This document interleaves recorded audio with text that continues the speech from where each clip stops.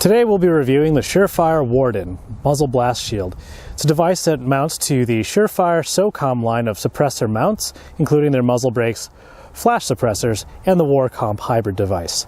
The main point of this device is to direct all of the muzzle blast forward so that the sound qualities for the shooter at the point of shooting and to the left and the right are mitigated if you're using a two-port muzzle brake. This is much nicer for shooters that have to shoot on public ranges or if you're at a training course or on the line.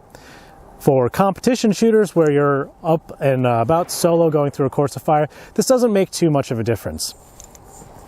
The Warden itself is a multi-caliber device, meaning that it can attach to any of the 5.56 or 7.62 mounts offered by SureFire.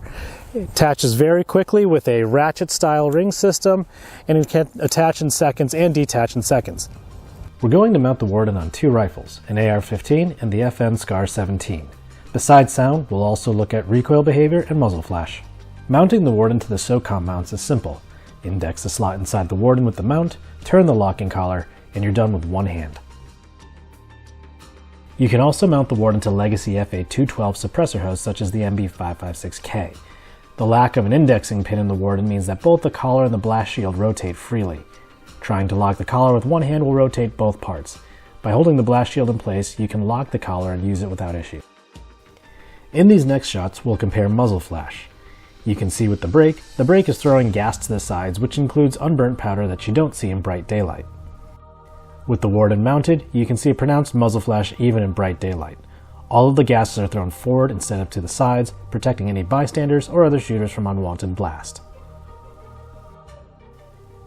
We'll use the heavier 7.62 round to show recoil at close range. Note the relatively flat shooting with splits at 0.18 and 0.19 seconds. Attaching the Warden significantly increases muzzle rise in the first pairs. Even with its almost half-pound weight, the distance between the first and second shots is obvious. Slowing down in the last pair to a 0.35 second split improves follow-up accuracy, but you're doubling your splits. Shooting with the SureFire Warden does improve the sound qualities for the shooter and to shooters to the left and the right of the rifle. The muzzle brake does lose all of its benefit with the Warden attached because the muzzle blast all going forward. You're going to get a lot more recoil, you're going to get a lot more muzzle flip on the rifle itself.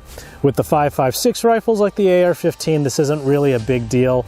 You can compensate for that, but on the 7.62s like the SCAR-17 or any other 7.62, you're going to find that that's a much more pronounced change, and you're going to be shooting at a much slower cadence than you're normally used to.